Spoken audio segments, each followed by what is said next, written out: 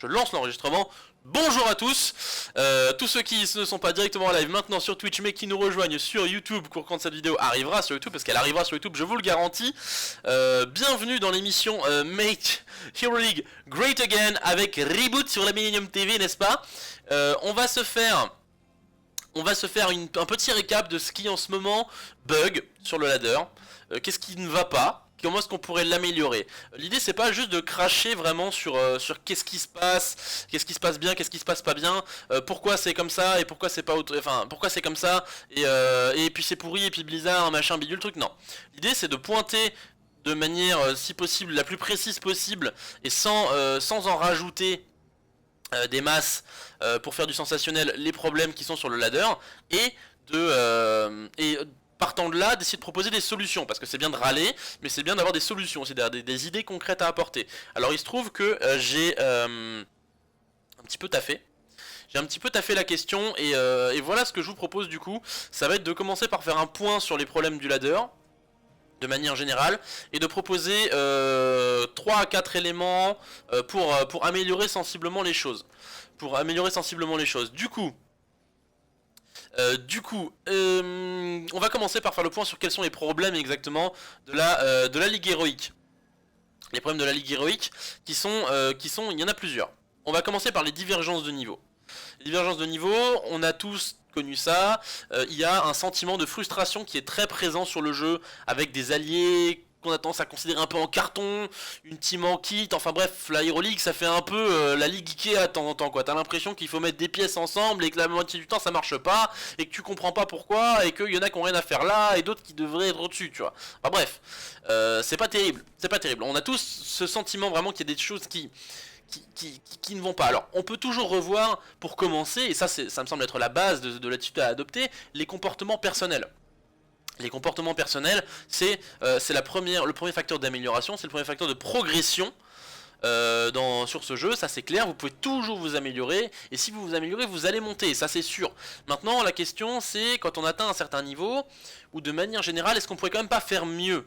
Parce qu'on voit que le système a ses limites quand même. On voit notamment, t'arrives en Grandmaster, des fois des joueurs qui vont feed comme des fous, qui ne connaissent pas certaines bases du jeu, ce genre de choses. C'est pas normal pour l'image du jeu, pour le côté compétitif, parce que Heroes of Storm est un jeu qui se veut compétitif.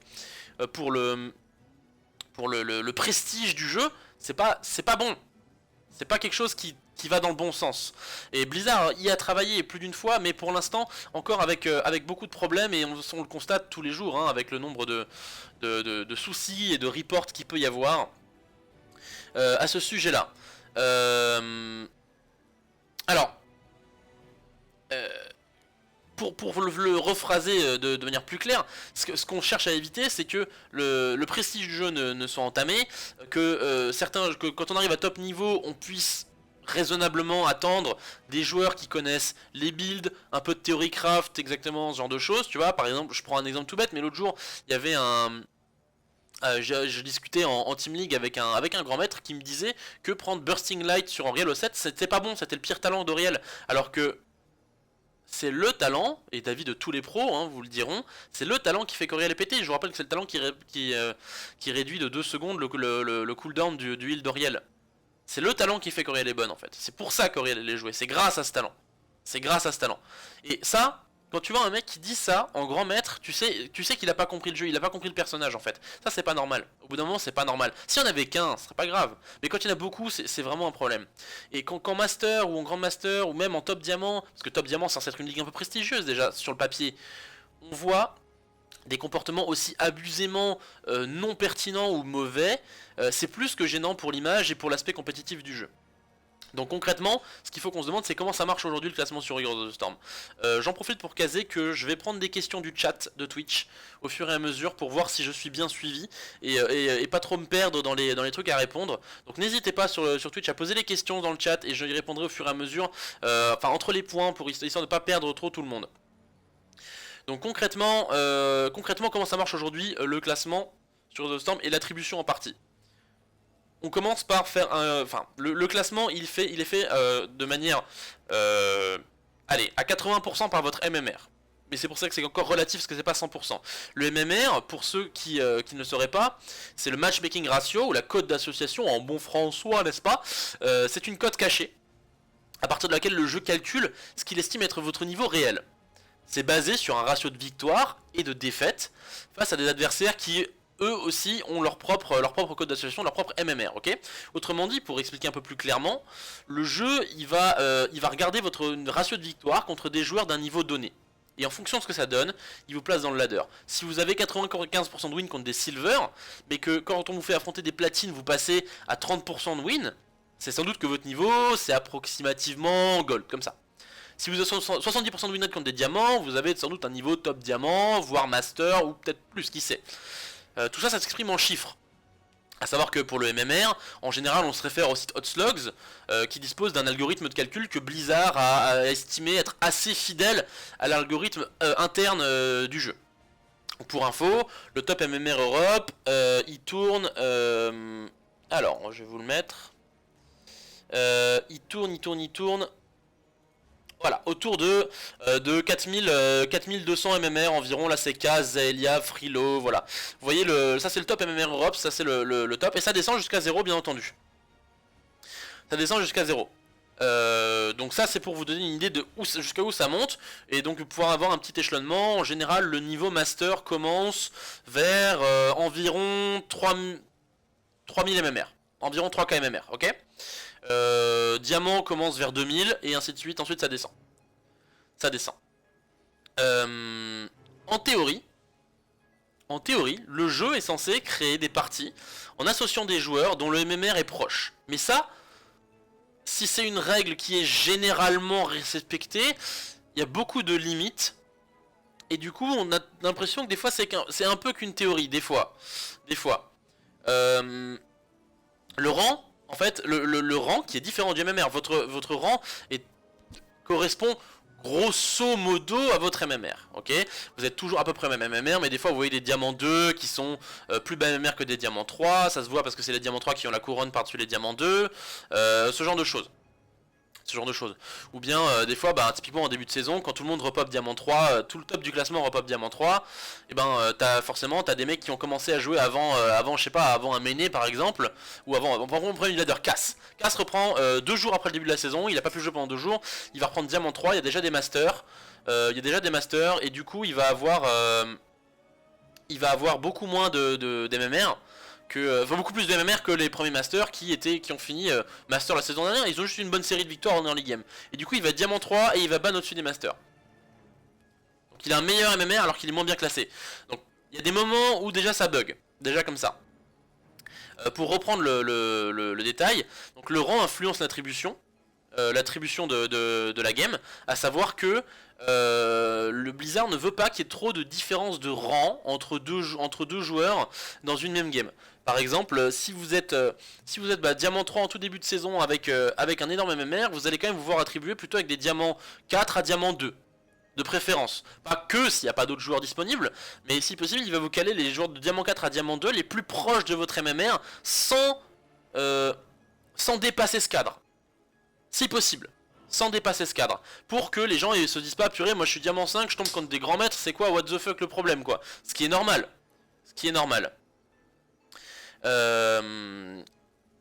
Donc le MMR influence est à peu près similaire à votre rang, mais il est différent du rang, c'est pas la même chose. Et du coup on a des fois des grosses divergences de MMR dans une game, alors que le rang est le même. Le meilleur exemple c'est le master. Entre master 200 points et master 2000 points, on va dire 4000 points, il y a une énorme différence de MMR. En milieu de saison ou en fin de saison. Il y a une grosse différence de MMR. Et des fois, vous avez quand même des gens qui sont associés ensemble comme ça. Ça c'est pas normal. C'est pas normal parce que du coup ça fait des énormes différences en fait dans une partie et ça pose des problèmes pour l'équilibrage des parties. Donc déjà il y a des fois des trucs qui sont pas clairs à ce niveau là. À des heures extrêmes on constate beaucoup de disparités. Par exemple il y a 2 semaines j'ai tagué à 3h du matin en tant que diamant 2 et il y avait 3 top 30 GM dans chaque équipe. Genre j'étais diamant 2. Il y avait 3 top 30 GM dans chaque équipe. C'est quoi le délire, tu vois? C'est quoi le délire? Là je suis à environ 2K9 de MMR sur ce compte pour le moment. Donc 2900, j'ai tapé avec des mecs, bah voilà, il y avait Cass, notamment dans mon équipe, il y avait Cass, qui était pas numéro 1 à ce moment-là, mais il a 4200 de MMR quoi. Genre il y a 1300 de MMR entre lui et moi quoi. 1300 de différence de MMR entre lui et moi. Vous vous rendez compte un petit peu? C'est du délire, c'est du grand délire. Ça c'est pas normal. C'est pas normal.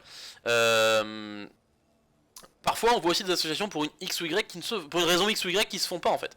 Genre combien de fois on a pu voir Nathan typiquement tag en même temps qu'Eternal, Snitch et tout, il le regarde dans sa friend list, il regarde et lui il va taguer et Eternal et Snitch qui ont tagué à peu près en même temps, non. Et du coup le tas il se retrouve avec des low masters ou des joueurs systématiquement plus faibles, quand bien même on voit à sa friend list qu'il pourrait y avoir une game avec quasi full top MMR du serveur en fait. Genre c'est pas normal, c'est bizarre, c'est vraiment bizarre, c'est pas expliqué, et ça devrait être une règle plus dure je pense, un truc plus ferme, pour que ça arrive plus souvent en fait, enfin qu'on ait moins ce genre de situation, et qu'on ait plus souvent des games plus équilibrés à ce niveau là quoi. Alors on va en attendant remettre la petite image de Gazlo qui est plus sympa pour quand je suis sur d'autres trucs, hop. Voilà, ok, donc ça c'est une chose, et un autre exemple, l'autre matin il y avait par exemple Xib et TRQR qui taguaient en même temps, et chacun est tombé dans une game full diamant au bout de 10 minutes, ils étaient tous les deux grands maîtres, ils ont tagué en même temps, et tous les deux dans une game différente avec que des diamants, mais que des diamants. Pourquoi est-ce qu'ils ont pas tag dans la même game? Je comprends pas, c'est eux qui ont la meilleure la plus proche, ils devraient être associés, alors limite l'un contre l'autre, comme ça tu mets un GM dans chaque team tu vois. Pourquoi pas? Plutôt que ensemble, voilà, ça paraît pas logique, ça ferait un déséquilibre. Mais pourquoi pas dans la même game? Y a un truc qui va pas, tu vois, y a un truc qui fait que des fois ça pose des problèmes. Ça pose des problèmes. Et donc c'est des choses comme ça qui font que le système d'attribution n'est pas clair, alors même que le MMR est censé primer, et des fois on voit bien que c'est pas le cas en fait. On voit bien que c'est pas le cas. Si le MMR était le seul critère, ou du moins le critère archi prioritaire, ça marcherait déjà sans doute mieux. Alors puisqu'on est sur le MMR, je reviens sur les questions de reset de MMR. C'est un sujet qui est assez populaire. Il y a beaucoup de gens qui demandent est-ce qu'il y a un hard reset du MMR en ladder. Oui et non, je ne suis pas d'accord. Enfin surtout non en fait. Oui pour un reset mais pas général déjà, et non pour le hard reset de manière générale. Pourquoi? Déjà en début de saison, il faut savoir que vous avez un reset, ce qu'on appelle un soft reset du MMR. A savoir que de manière générale, chaque game fait évoluer votre MMR. Vous avez donc un MMR distinct pour chaque mode de jeu. Ce qui fait qu'on voit souvent par exemple des joueurs qui sont master en solo et platine en team league. Voilà. Plus vous avez de games dans un mode de jeu, moins la variance de votre MMR elle sera grande à la fin de chaque partie, qu'elle soit gagnée ou qu'elle soit perdue. Ce qui signifie que pour un changement significatif de votre MMR, vous devez faire une série significative de victoires ou de défaites, ou du moins qu'il y ait une tendance nette qui se dessine. Et afin que les joueurs du coup ne soient pas bloqués à un MMR et faute de temps de jeu et pas le temps d'évoluer en la matière, Blizzard pratique un soft reset en début de saison. Ça signifie que les premières parties, disons les 20-30 premières games de chaque saison, votre MMR aura une variance plus importante que d'habitude. Le changement de palier il est donc plus simple, et c'est pour ça que les games de classement sont importantes et déterminantes pour une saison. Je prends un exemple chiffré, par exemple au bout de 200 ou 300 games en Heroic dans une saison, votre MMR elle va évoluer entre 2 et 20 selon les games. 20 étant un grand maximum, mais en général c'est plutôt 8 à 10. Ok. En début de saison, vous allez avoir une variance qui peut aller de 40 à 80, de manière générale. Sur les 20, 30, peut-être 40 premières games. Un truc comme ça. Ok. Donc ça change quand même pas mal. Donc ça vous permet d'évoluer. Ça vous permet d'évoluer. Et donc je le dis bien, ça vous permet de changer de classement de manière importante, de palier de classement de manière importante en début de saison, mais il est impossible, et je dis bien impossible, de faire un hard reset généralisé de la MMR à un moment sur le jeu. C'est pas possible. Ça serait simplement en fait créer le zoo, le chaos le plus total. Vous voyez vous des Méné, des Shvimpi, des Darkmog devoir se taper des games de classement avec des silver ou des bronzes? Le temps qui serait perdu pour regrind dans la foulée, le temps qu'il faudrait à l'algorithme pour replacer tout le monde avec la justesse qu'il avait déjà calculée. Non, c'est juste, ça serait un incommensurable bordel en fait. C'est pas gérable, c'est pas gérable et c'est encore moins souhaitable. Par contre, ce qu'on pourrait proposer aux joueurs qui le souhaitent du coup, c'est qu'une fois tous les X, un reset de MMR soit possible, un hard reset de leur MMR, de leur compte à eux, soit possible dans un mode de jeu. tu pourrais proposer par exemple toutes les 3 saisons, donc environ tous les ans, à un joueur de réinitialiser son MMR dans un mode de jeu donné. Je vais prendre mon propre exemple pour expliquer l'intérêt de la mesure. J'ai presque 3000 games en Hero League sur mon compte principal. La dernière fois que j'ai joué sur mon main, j'ai complètement ruiné mon MMR du coup avec une énorme série de lose, j'avais un problème de santé qui m'empêchait littéralement de me concentrer sur les games en fait. Donc je passais complètement à côté, et le temps que je me rende compte que c'était dû à ça, ben j'avais tellement ruiné mon MMR que c'était trop tard, j'ai perdu près de 600 de MMR. Maintenant avec mes 3000 games, si je veux remonter, me remettre sur une bonne dynamique, parce que c'est beaucoup plus facile de perdre que de gagner hein, bien entendu hein. Si je veux me remettre sur une bonne dynamique, ben je vais devoir jouer genre 300, 400 games et en gagner 55 à 60% au minimum, tu vois. Autant dire que j'ai une énorme flemme et j'ai surtout pas le temps en fait. J'ai juste pas le temps. J'ai vraiment pas le temps. Du coup, ce qui me ferait plaisir, c'est de pouvoir, une fois par an, par exemple, dire ok, je pense que mon niveau il a beaucoup changé depuis la dernière fois que j'ai joué. Est-ce qu'on pourrait, s'il vous plaît, réinitialiser mon MMR en Hero League et voir ce que je vaux? Genre, une goutte dans l'océan, ça change pas grand chose. C'est comme si je commençais mes HL et puis voilà, ça me permet de commencer un nouveau départ. Alors que actuellement, je vais vous faire un petit point là-dessus. Actuellement voilà, ça c'est mon MMR sur mon compte principal depuis le début du jeu. Ça c'était quand j'ai commencé le jeu, donc tout au début, hein, voilà, à l'alpha technique. C'était la première fois que je jouais un MOBA, j'étais très mauvais. Donc je suis... Ah bah non, vous le voyez pas ici, attendez, pardon, j'ai pas affiché l'image. Voilà, ça c'est mon MMR au début du jeu. Et c'était mon premier MOBA, j'étais donc très mauvais en toute logique. Et donc je suis descendu très bas. Très bas, presque à 500. Je savais pas jouer, hein, tout simplement, j'étais juste pas bon, je comprenais pas ce que c'était que Soak, etc. Puis après j'ai commencé à regarder des streams, à m'améliorer et tout, puis voilà, ma courbe elle est montée, tranquillement. Là on arrive en fin de pré-saison, où je suis à presque 3K3 de MMR, hein, ouais environ 3K3 de MMR, et ensuite là voilà, début de saison, hop, soft reset de MMR, pim, je redescends, ok. Soft reset, on vous descend la MMR un petit peu, pas qu'elle puisse atteindre des extrémités monstrueuses, mais en contrepartie, on vous donne une grande variance de game. Et vous voyez, c'est remonté très vite, boum, je suis remonté tout ici. J'ai passé la saison à peu près au même niveau, et ensuite, boum, reset sur la saison 2, ok. Et là, c'est là que j'ai commencé à avoir mes problèmes de santé, vite fait, bah voilà, ça se voit, hein, je suis descendu très très bas, j'ai pas réussi à tenir plus que ça. Reset, boum, je suis remonté un petit peu, puis je suis redescendu, puis j'ai pas beaucoup joué la saison suivante, j'ai très peu joué sur les saisons suivantes, et puis depuis, je joue plus trop sur mon MMR. Bah vous voyez pas trop le curseur, pardon, mais enfin vous pouvez le voir quoi. Vous pouvez le comprendre. Je peux vous refaire un petit attends, on va vous mettre ça. Non, je peux pas vous le mettre ici en fait, celui-là. Je peux pas vous le mettre ici, donc faut bien, enfin faut vous le figurer quoi. Vous voyez l'augmentation qui est arrivée jusqu'au début de la saison 1, qui est marquée par la première ligne bleue, etc. Saison 2, deuxième ligne bleue, saison 3, deuxième ligne bleue. Vous voyez que j'ai pas joué pendant une saison, il y a 2 lignes bleues de suite. Puis encore une saison j'ai fait quelques games et puis on a arrêté parce que bah voilà, je le sentais pas. J'étais pas dedans, j'avais pas le temps de m'entraîner en plus, donc voilà. Donc ça c'est pour une courbe de MMR, ok. Et donc moi j'aimerais bien pouvoir dire là maintenant, bah voilà, vous voyez où en est ma MMR, j'aimerais bien qu'elle recommence à l'endroit où elle était tout au début, donc un tout petit peu au-dessus de 2000, l'endroit où tout le monde part en fait.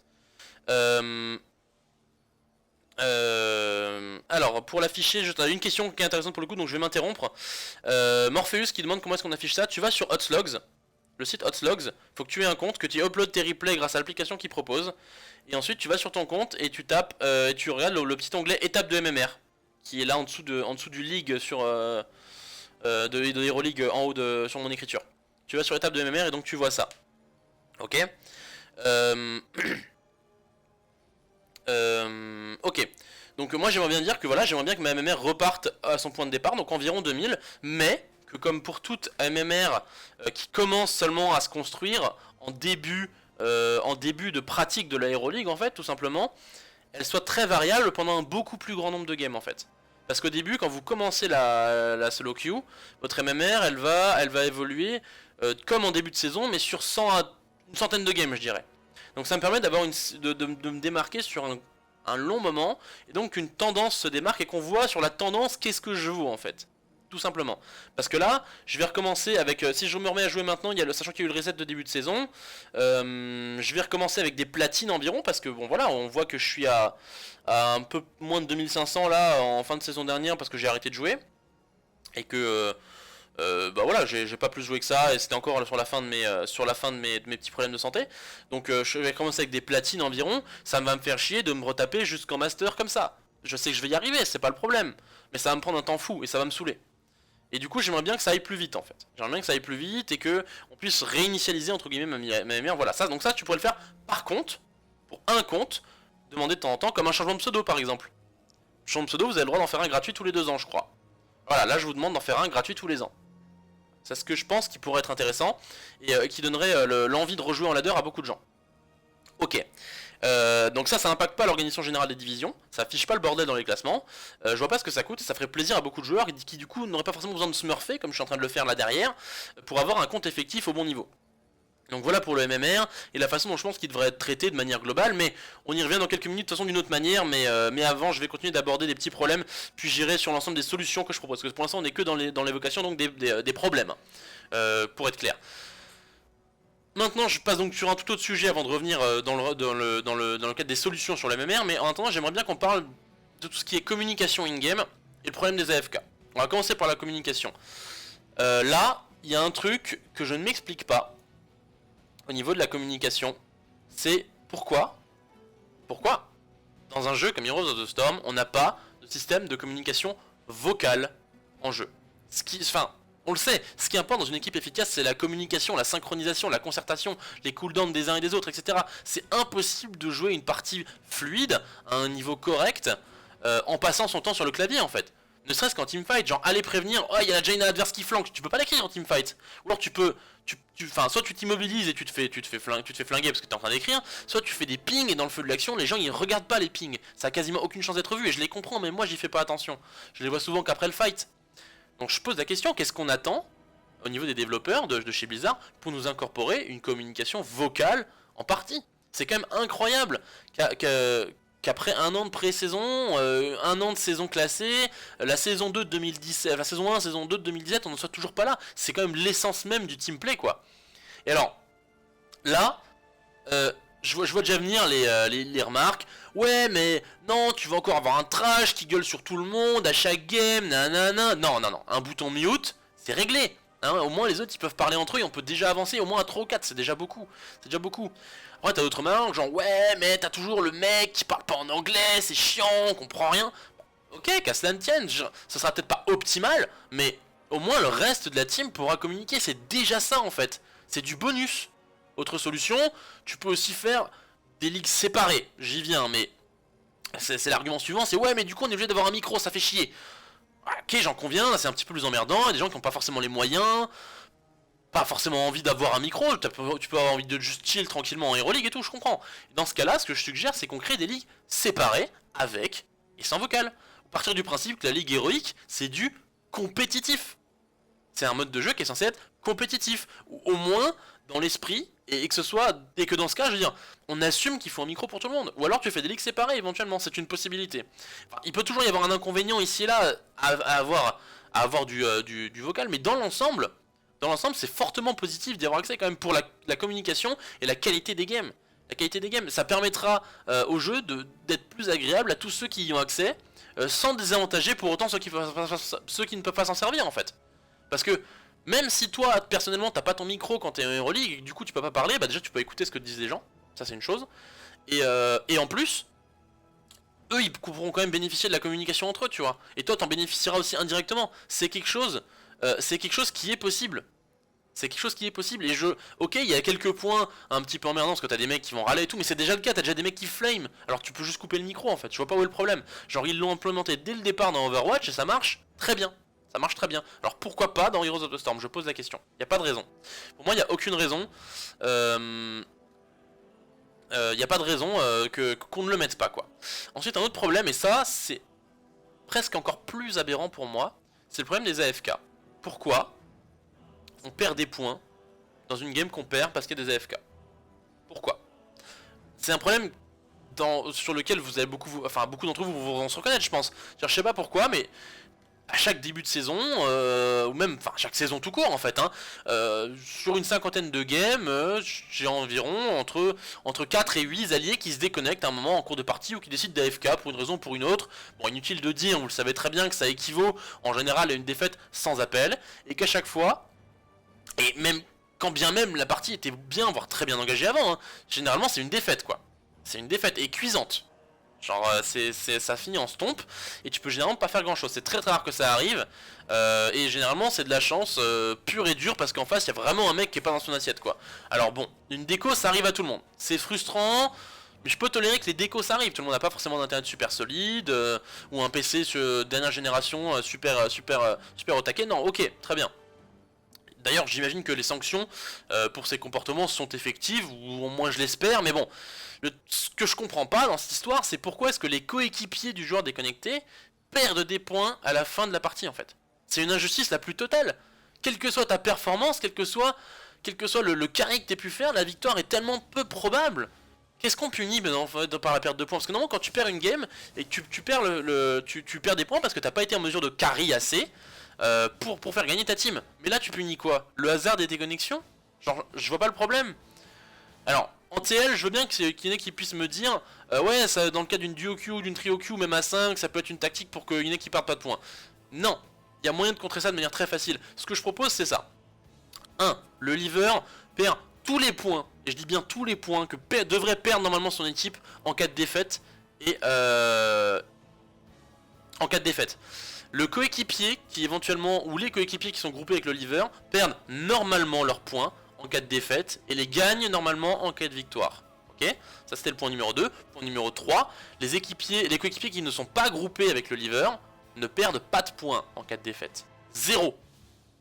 Ok, bilan de la game, pas plus, pas moins, 0. 0 pointé, ok. L'équipe gagnante remporte normalement ses points, même si c'est avec le bot, le lever dans tous les cas perd tous les points que l'équipe aurait dû perdre en cas de défaite, et ce jusqu'à le palier de la démote. Ok. Donc aucune incitation pour les gens à live, hein. C'est encore pire qu'actuellement, parce qu'actuellement c'est 600 points live. 600 points, donc aucun intérêt à live, aucune personne qui va céder sous la pression. Tu perds pas de MMR ou quoi que ce soit, hein. Tu perds juste des points par contre, hein. Juste des points. Et c'est une option plus que raisonnable, elle est pas punitive pour ceux qui y sont pour rien, et décourageante pour ceux qui ont une tendance à Alt F4 ou qui, malgré leurs problèmes de connexion, ou qui jouent malgré leurs problèmes de connexion, quitte à pourrir l'expérience de jeu des autres en fait. Je vois pas où est le problème. Je vois pas où est le problème. Il y a pas de... Enfin, qu'est-ce que ça coûte, tu vois? Parce que genre, moi ça me saoule de tryhard de ouf pendant 25 minutes, et de perdre une game, et de perdre des points alors que j'ai joué comme un god, parce que t'as un mec qui a décidé au bout de 4 minutes qu'on avait perdu, tu vois. Ça me saoule. Ça me saoule vraiment et c'est frustrant et en vrai je mérite pas de les perdre ces points, tu vois. Je mérite pas de les perdre parce que de base la partie est perdue à cause du fait qu'il y a un AFK.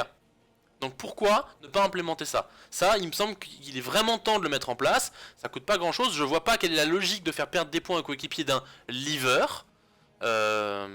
qui n'y sont en théorie pour rien. Donc voilà. Il n'y a pas de raison de s'en passer, je vois pas pourquoi est-ce qu'on pourrait pas faire ça. Ok, donc ça c'était le troisième point de gros problème que je voulais aborder. Et les solutions très précises que j'y apporte.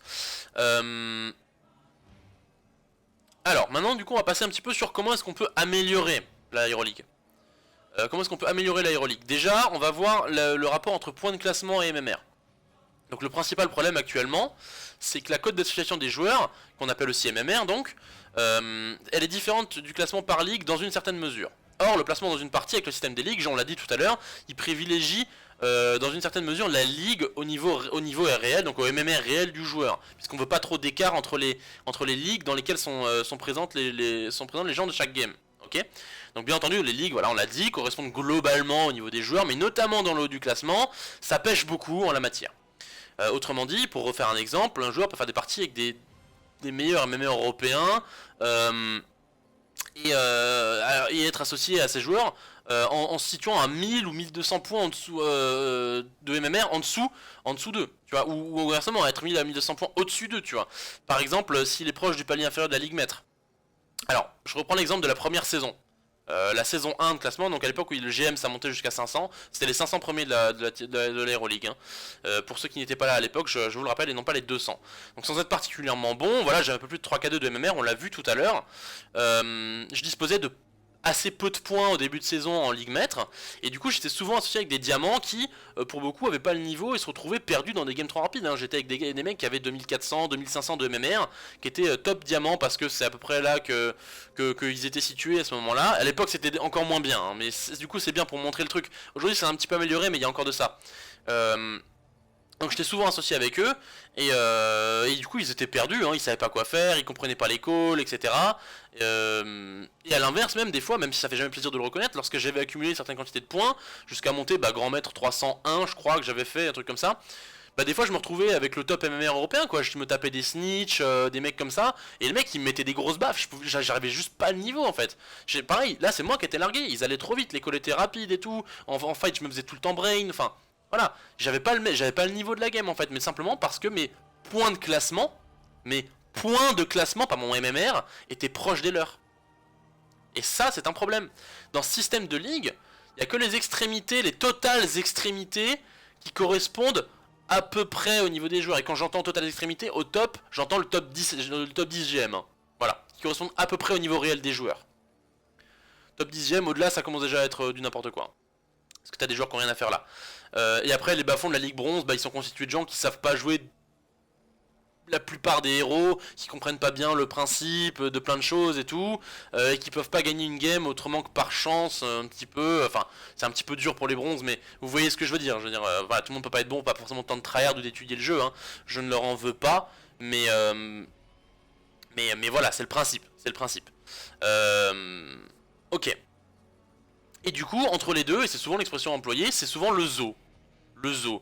Il y a plein de mecs qui ont, enfin de plein de games qui ont des différences de plus de 500 points de MMR entre le top joueur et le moins bon joueur. C'est pas normal. C'est assez facilement constatable. Hein. Si vous allez prenez des replays de n'importe qui. Hein. Enfin, vous allez voir sur Hotslogs, hein, vous tapez le nom de n'importe quel joueur, vous allez regarder dans sa liste de games, vous ouvrez quelques games. Je vous donne pas 10 games pour trouver sur à peu près n'importe qui est classé entre Diamant 3 et Silver 3, on va dire, une différence de 500 de MMR entre deux joueurs dans une game. Je vous mets au défi, hein, vous trouverez. Hein. Vous trouverez. Donc ça c'est sur Hotslogs. Et comme on sait qu'Hotslogs est assez pertinent, voilà. Mon point de vue donc c'est le suivant, c'est la cote d'association du joueur qui doit peser en toute priorité dans son attribution à telle ou telle partie, et pas ses points de classement. Les points de classement, en l'état actuel des ligues, et en dehors des extrémités, ils sont pas pertinents pour créer des parties équilibrées. On le sait, c'est constaté. Donc si Blizzard ne veut pas que le classement, en termes de points, soit strictement identique à la répartition des MMR de chaque serveur, hein, parce que sinon ce serait... Si c'était le cas, on aurait en ce moment Viens ici toi. Hop. Allez. Voilà. Donc si c'était le cas, on aurait... Ah, on va enlever ça, ça vous gêne. Hop. On aurait, si c'était le cas, on aurait le ladder qui ressemblerait, le top 1 du ladder qui ressemblerait actuellement à ça. Vous savez que le top 1 du ladder en ce moment, c'est le Smurf de Nanatan. On est d'accord? C'est Touch My Trala. Vous le voyez là, Touch My Trala? Quelque part? Il est même pas sur la première page, il est même pas dans le top 100 du ladder européen. En termes de MMR. Et pourtant il est numéro 1 du ladder en termes de points de classement. Vous trouvez ça normal? Moi je trouve pas ça normal. Il y a un problème. Il y a un problème à ce niveau-là, ça devrait pas fonctionner comme ça. Donc mon point de vue c'est le suivant. C'est que il faut travailler du coup sur les points de classement. Comment est-ce que tu attribues les points de classement? Tu peux ne pas vouloir faire que le classement de MMR soit exactement le même que celui des points de classement. Je veux dire, c'est pas... Pourquoi pas? Mais il faut quand même que le classement il soit pertinent. Et pour ça, on va y venir, j'ai élaboré tout un système. Mais avant, un petit point sur les ligues. Les ligues, je pense qu'on pourrait déjà les rendre plus pertinentes, tout simplement. Je pense déjà que les paliers de ligue qui sont actuellement de 1000 points, hein, entre la démote et la game de promote, il y a 1000 points, ok, 1000 points de classement. Je propose de mettre les paliers de ligue à 5000 points. Ça fait moins de yo-yo et des divisions plus représentatives. Actuellement, qu'un joueur soit diamant 1, diamant 2, diamant 3, tu fais pas trop la différence en vrai. Hein. Genre, il est diamant quoi. Il est diamant, et c'est pareil, de diamant 3 à diamant 5, tu fais pas trop de différence quoi. Et donc il y a environ 3000 points dans lesquels tu peux mettre les mecs dans le même sac, à chaque fois. Donc moi je dis on met des ligues à 5000 points. Du coup, quand on dit je suis diamant 1, ça veut dire quelque chose. Tu peux situer le niveau diamant 1. Parce que là, le niveau diamant 1, le mec il peut très bien avoir un niveau de master comme il peut avoir un niveau de top D3, tu vois. Genre, ça change rien. C'est pas représentatif, c'est pas parlant. C'est pas parlant du tout. En contrepartie, par contre, parce que du coup, il faut quand même pouvoir avancer un petit peu dans le classement. Déjà, je mettrai la fin du plafonnement en D3 en début de saison. Puisque en fonction du MMR, je mettrai un classement du coup en fonction du top MMR. Du classement.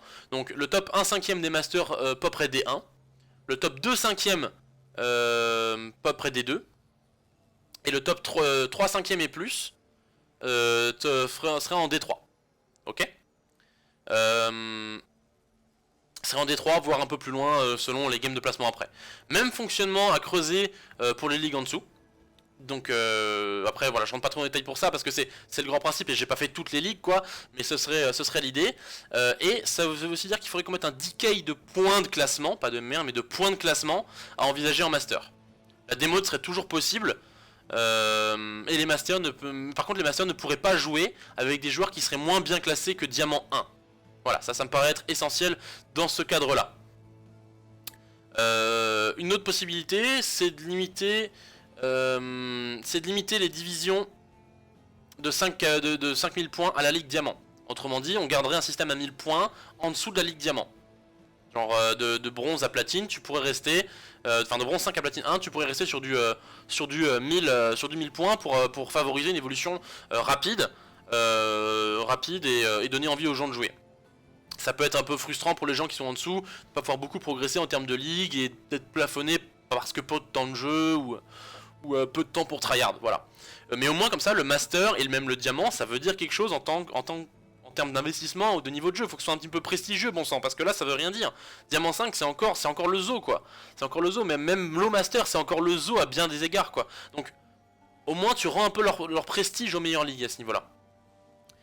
Mais tout ça, par contre, ça règle pas le problème du MMR différent des points de classement, puisque les points sont attribués de manière uniforme en fin de partie. Quand vous finissez la partie, que vous ayez ruine ou que vous ayez carry, vous allez gagner 200 points avec éventuellement un petit peu d'ajustement personnel en fonction de votre niveau. Et je vois que quelqu'un a posé la question tout à l'heure dans le chat, et je vais y venir justement.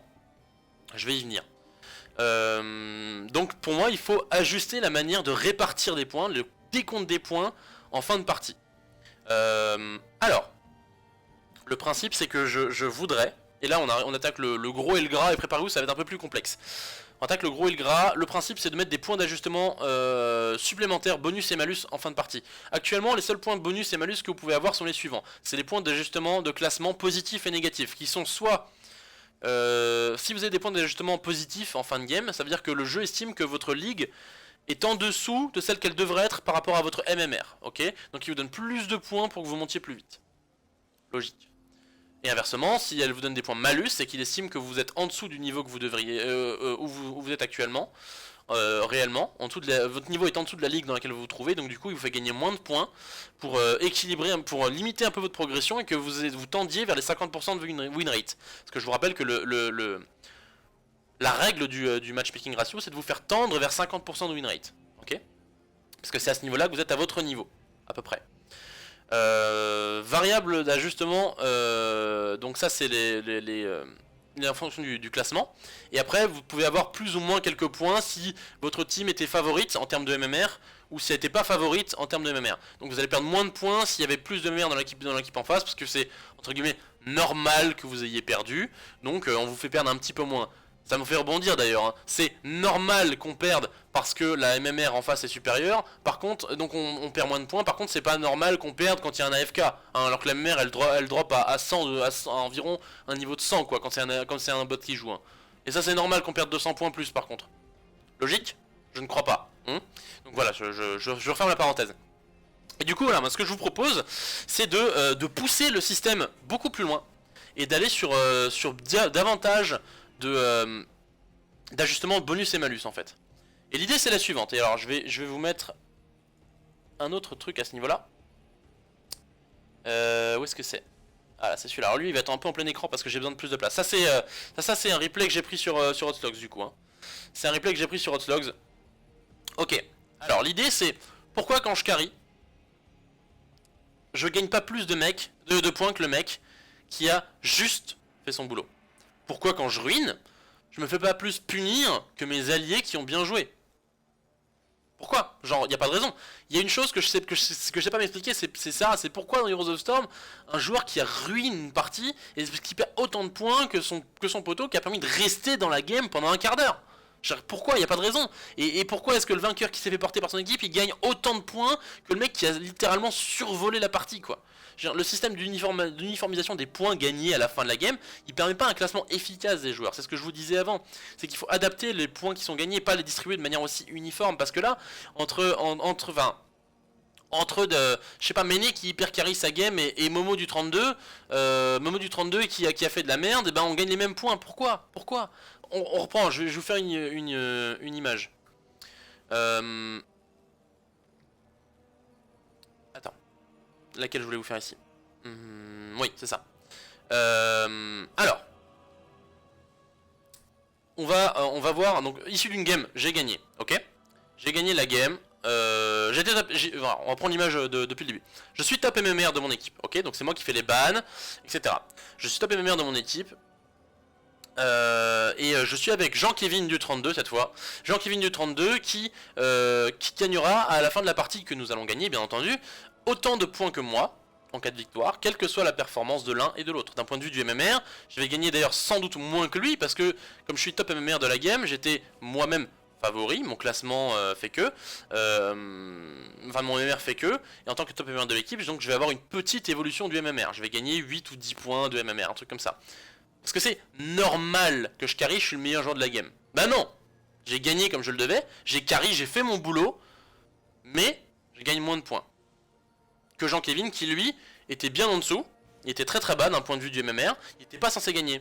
D'ailleurs ça s'est vu, il est mort 8 fois, souvent, seul sur sa lane, il a fait des nombreux misplays, il s'est fait punir encore et encore, mais pourtant il a gagné, parce qu'on l'a carry. On l'a carry. Et là, c'est le jackpot. Tournée générale de points et tournée générale de MMR. Je veux dire, et oui, même s'il a failli throw la game à une douzaine de reprises, et que ses alliés ont dû le babysitter, eh ben il a gagné. Il a gagné, et le résultat, lorsque la partie suivante, Jean-Kevin, qui se trouve en dessous du niveau moyen de la game, et qui dispose pas de joueurs suffisamment forts pour couvrir ses erreurs cette fois, il va ruiner la game et l'expérience de jeu de ses coéquipiers. Mais bien, parce qu'il n'a pas été puni.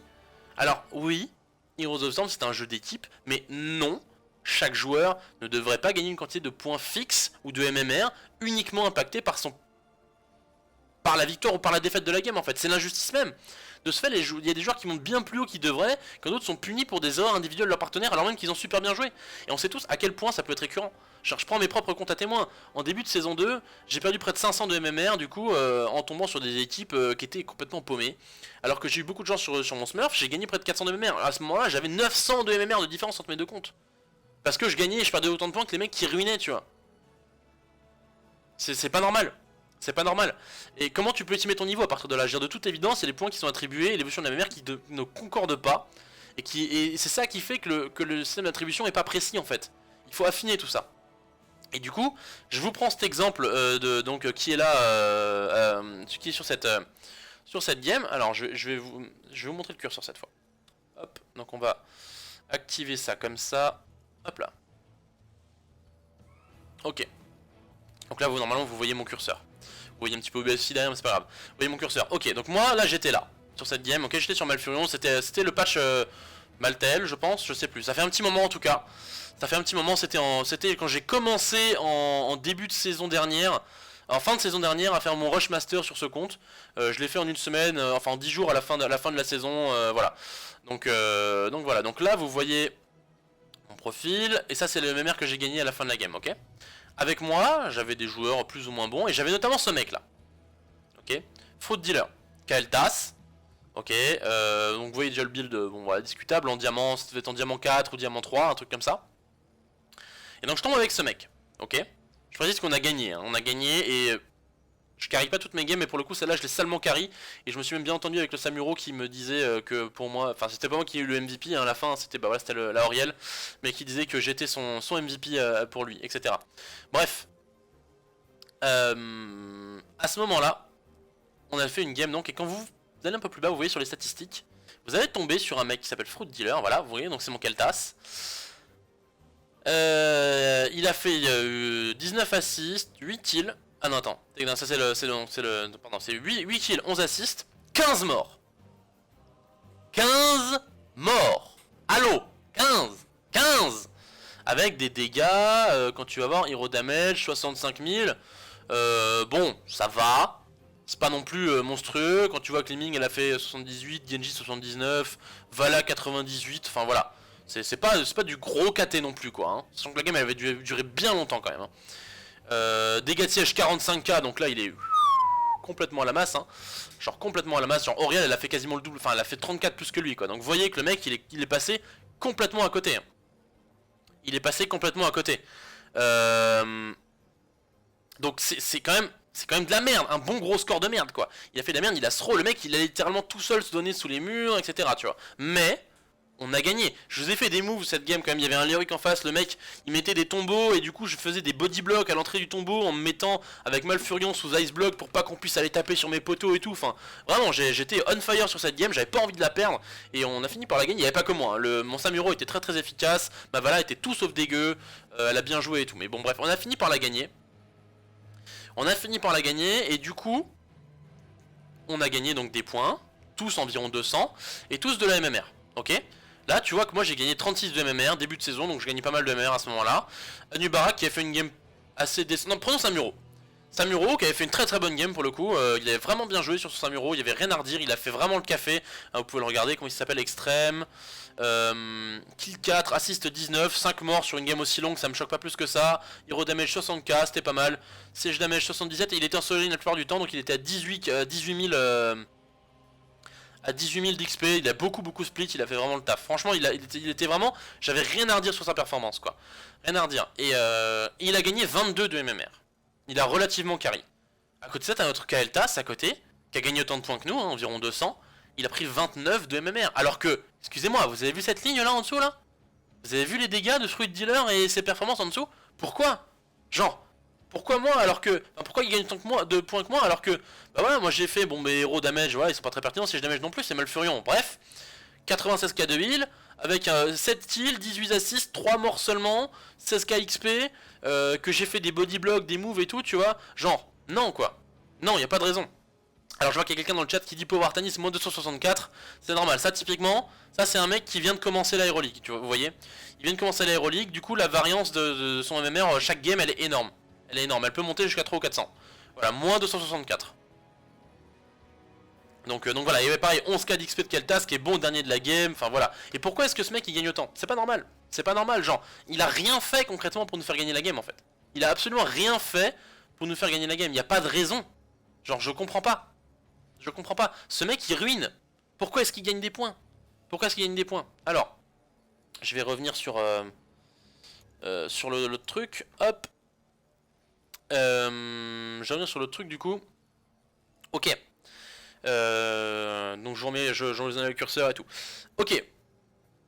Donc j'ai beaucoup réfléchi à comment est-ce qu'on peut changer ça. Et j'en ai retiré un système. Un système qui est quand même globalement vraiment complexe. Et je l'admets bien volontiers. Extrêmement compliqué à mettre en place. Mais qui me paraît partir sur des pistes de réflexion pertinentes et sur une direction à prendre progressivement peut-être par les développeurs pour améliorer la répartition des points en fin de game en fait. Que tes performances en fin de game influent sur la quantité de points que tu vas gagner. Et que du coup, ça permette de faire que les gens qui ont vraiment carré gagnent plus de points que les gens qui ont ruine. Et du coup, tu creuses l'écart. Ce qui est logique. Du coup, les meilleurs vont tendance à monter plus vite, et les moins bons à monter moins vite. Ou à descendre plus vite. Ce qui est normal. Ce qui est normal. Ok, la performance individuelle, elle est nécessaire au jeu d'équipe, et elle est indissociable du jeu d'équipe. Il faut en prendre compte. Pour ça, donc pour faire ce calcul de points supplémentaires en bonus ou en malus, il y a deux types de variables qui sont à prendre en compte. Une variable que j'appelle les critères, et une variable que j'appelle les coefficients. Alors, et là, attendez, là on entre dans le gras. Dans le vraiment gras. Là, je vais vous balancer du truc, les gars. J'espère que vous êtes prêts. J'espère que vous êtes prêts. Parce que là, je me suis amusé, moi, je vous le dis. Hop, ça, je vire. Alors, je vais même vous l'agrandir un petit peu encore. Si je peux. Si ça bug pas. Non, viens ici. Ah! Hop. Voilà. Je vais vous le mettre en grand. Et là, vous dites, what the fuck, c'est quoi ça? Alors... Ça, c'est le système que je vous propose, les gars. C'est le système que je vous propose. Donc, les critères, déjà. Bon, regardez pas trop le tableau pour l'instant, vous allez comprendre après. Les critères, c'est les statistiques. Ça repose sur les statistiques brutes de la partie. Attendez, je vais vous le mettre en plein écran, en fait. Je vais le mettre en plein écran, ce sera plus simple. Alors, bon, déjà, on va le passer devant. Hop, et on va faire...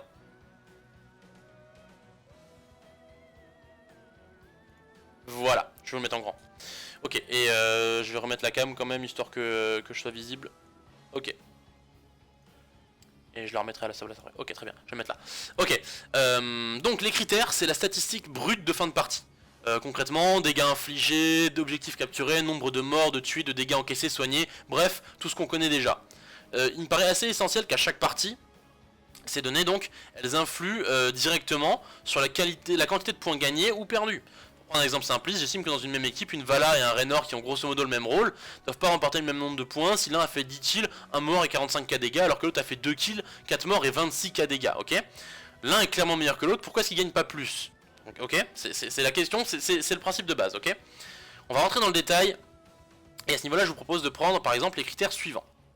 Par exemple, on peut développer, hein. J'ai proposé quelques critères évidemment qui ne sont pas suffisants, qu'il faudrait énormément développer pour prendre un maximum de trucs en compte, mais là c'est des exemples que je vous donne, ok? C'est des exemples que je vous donne, un système un peu simplifié pour que ce soit compréhensible par tout le monde. Et surtout sans y passer 2 heures. Critères de dégâts. Et non panda rouge, non calou, pardon. Il y aura des gens qui voudront solo lane encore, tu vas comprendre. Tu vas comprendre. Tu verras ce qu'il en est au fur et à mesure de l'explication. Parce que j'ai réfléchi à ce que tu dis. Donc Kalou qui dit sur le chat, avec ton système plus personne ne voudra solo lane. Si, tu comprendras après. Il faut me laisser développer en fait. Il faut me laisser développer pour que ça prenne son sens. Alors, donc critère numéro 1, les dégâts, déjà. C'est quand même la base du jeu, faire du dégât, prendre des kills, des objectifs, des structures, dégâts de héros, dégâts de siège, aux monstres, aux mercenaires. Chaque catégorie peut être une entrée de critères en fait, hein, donc une ligne de critères. Le KDA, Kill Death Assist Ratio pour ceux qui connaîtraient pas, donc c'est une statistique qu'on calcule en fait qui vous permet d'additionner les kills et les assists que vous avez pris pour ensuite diviser la somme de kills et d'assists par le nombre de morts que vous avez subis. Alors bien entendu, plus le résultat a été élevé, plus vous êtes efficace puisque vous avez pris beaucoup de kills et vous n'êtes pas beaucoup morts. Bien entendu, il est différent selon les rôles, selon les persos, etc. Je sais que c'est pas en soi, de manière brute, une statistique qui est forcément la plus pertinente, mais comme pour les autres critères, vous allez voir que la façon dont je propose de l'utiliser rend le tout assez pertinent au final. Critère suivant, l'XP. Souvent sous-estimé par beaucoup de joueurs, et notamment à bas niveau, l'expérience c'est représentatif de votre capacité à absorber les vagues de serviteurs, etc. Et c'est capital dans une game pour rester au bon niveau dans la partie. La participation d'objectifs est un autre critère, que l'on juge par on peut la juger par la présence sur ou à proximité des objectifs, le nombre d'objectifs capturés, le temps passé dessus par rapport au reste de la team, etc. Les critères de rôle, alors là c'est un peu plus compliqué, outre la statistique brute, l'idée c'est de juger le bon remplissage du rôle du perso dans une game donnée. Par exemple pour les assassins, qui est peut-être le rôle le moins impacté par ce critère, les dégâts c'est le principal facteur d'impact, mais on peut toujours juger la pertinence des dégâts. Est-ce qu'ils ont donné lieu à un kill?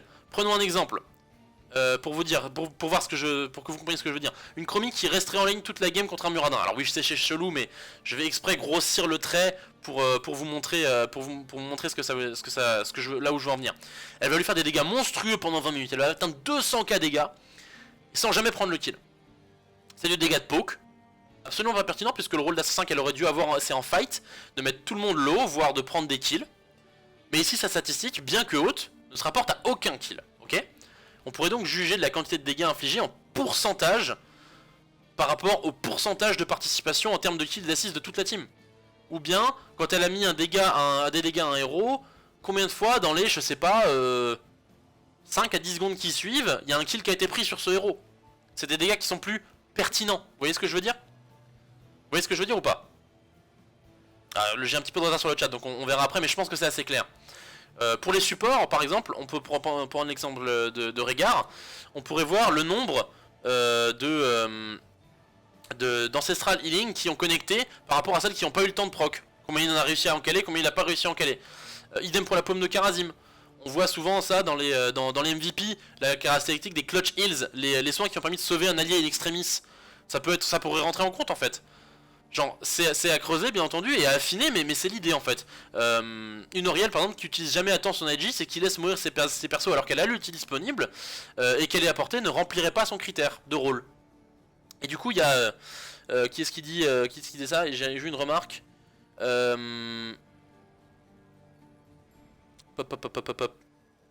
Donc qui disait en gros le poke n'est pas récompensé. Si, parce que la statistique brute a un impact en fait. A un impact, elle est juste complétée. Vous voyez, c'est ce que je mets là, tu vois, dégâts héroïques.